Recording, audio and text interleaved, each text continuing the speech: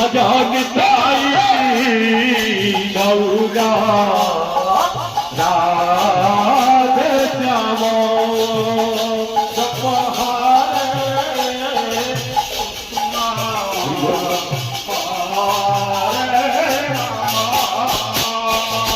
রাধে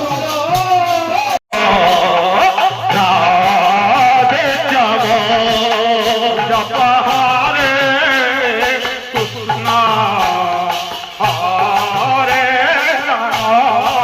রাম ভজনতাই গৌরা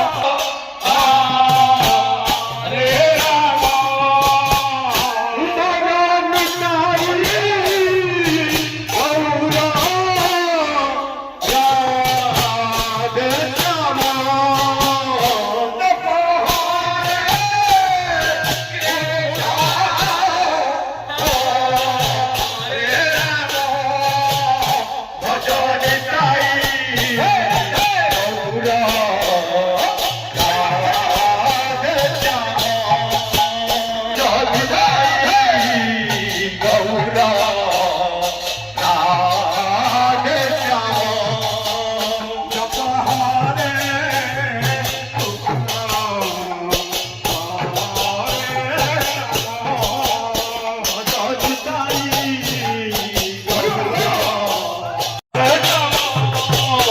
গৌরা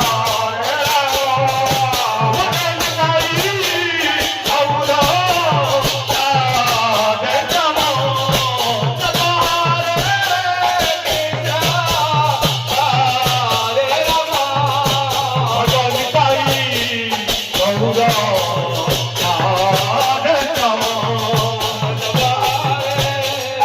কৃষ্ণ হরে রাম ভজনতাই গৌরা রাধে শ্যাম জপ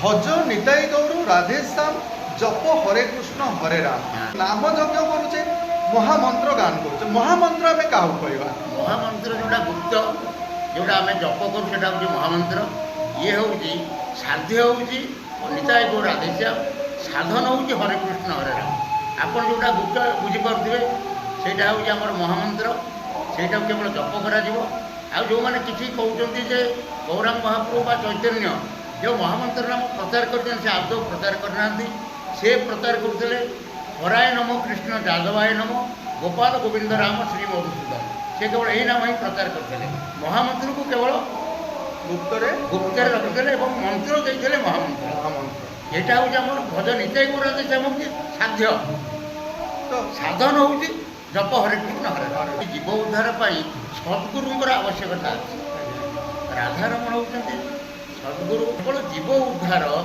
ନାମ ଅଟଇ ମହାବଳ ସେ ବଳେ ଜିଣ ଭୂମଣ୍ଡଳ ନିତାଇ ଗୌର ରାଧେଶ୍ୟାମ ହରେ କୃଷ୍ଣ ହରେ ରାମ ଆଜି ମଧ୍ୟ ଜଗତ ନାମ କଲେ ନିଶ୍ଚିତ ଭାବରେ ଆପଣଙ୍କର ଆପଣ 5 ମିନିଟ୍ ଦିନକୁ ନାମ କରନ୍ତୁ ନିତାଇ ଗୌର ରାଧେଶ୍ୟାମ ହରେ କୃଷ୍ଣ ରାମ ତାଳି ମାରି 5 ମିନିଟ୍ କରନ୍ତୁ, ଗୋଟିଏ ମାସ ପରେ ଆପଣଙ୍କର କ'ଣ ପରିବର୍ତ୍ତନ ଆପଣ ମୋତେ କହିବେ।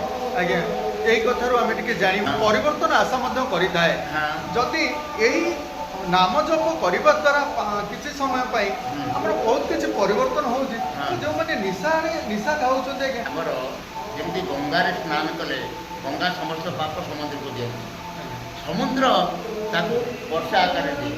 ବର୍ଷା ଆମର ଫସଲ ସୃଷ୍ଟି କରେ। ଏଣୁ ଯିଏ ଯେଉଁ ପ୍ରକାର ଖାଦ୍ୟ ଖାଇବ ତାର ସେଇ ପ୍ରକାର ଗୁଣ ସୃଷ୍ଟି ହେବ। ଏଇଟା ହେଉଛି ଖାଦ୍ୟର ଗୁଣ ବା ଆମର ପ୍ରାରବ୍ଧ। ଆମେ ଯଦି ସେଇ କିଛି ଆପଣ କହିବେ ନିଶା ଖାଉଛି ସେ କାହିଁକି ପରିବର୍ତ୍ତନ ହେଉନି, ଯଦି ଆମେ ଯେ ଧ୍ରୁବ ଏଡ଼ିକି ପିଲାଟା 8 ବର୍ଷ ପିଲା କ'ଣ ଭଗବାନ ପ୍ରାପ୍ତି ହେଇଗଲା? ନାହିଁ, ତାର ବହୁତ ଦିନର ତପସ୍ୟା ଧୀରେ ଧୀରେ ସେଇଠି ପୂର୍ଣ୍ଣାଗଲା। ଆମେ ଯେତିକି ପୁରା କୁକୁଡ଼ି ଯେମିତି ଉଇ ଟିକେ ଉଇ ରଖିକିରି ବଡ଼ ହୁଙ୍କା କରୁଛି, ଆମେ ସେମିତି ଟିକେ ଯଦି ଆଜି ଟିକେ କରିବା, ସେ ଆମର ଏଇଟା ହେଉଛି ସଞ୍ଚିତ। ଦୃଢ଼ତାର ସହିତ କହିବି ଯେ ନାମ ଭଜନ କରିବା ଦ୍ୱାରା ନିଶ୍ଚିନ୍ତ ଭାବରେ ତୁମର କୌଣସି ପାପ ରହିବ ନାହିଁ। ଚୈତନ୍ୟ କାହାକୁ କହୁଛେ? ସେଇ ଗୌରାଙ୍ଗ ଯିଏ ଚୈତନ୍ୟ, ସେଇ ତାଙ୍କର ବିଭିନ୍ନ ନାମ ଅଛି। ବିଶ୍ୱମ୍ବର ଅଛି, ଚୈତନ୍ୟ ଅଛି, ନିମାଇ ଅଛି, ଗୌରାଙ୍ଗ ମହାପ୍ରଭୁ ଅଛି। ଶ୍ରୀମନ୍ ମହାପ୍ରଭୁ କହିଲେ ସେଇ ଚୈତନ୍ୟକୁ ବି ପୂଜା। ନିତ୍ୟାନନ୍ଦ ମହାପ୍ରଭୁ ଯିଏ ଆସିଥିଲେ ଅବତାରୀ, ସେ ହେଉଛନ୍ତି ଶଙ୍କର୍ଷଣ ଅବତାର।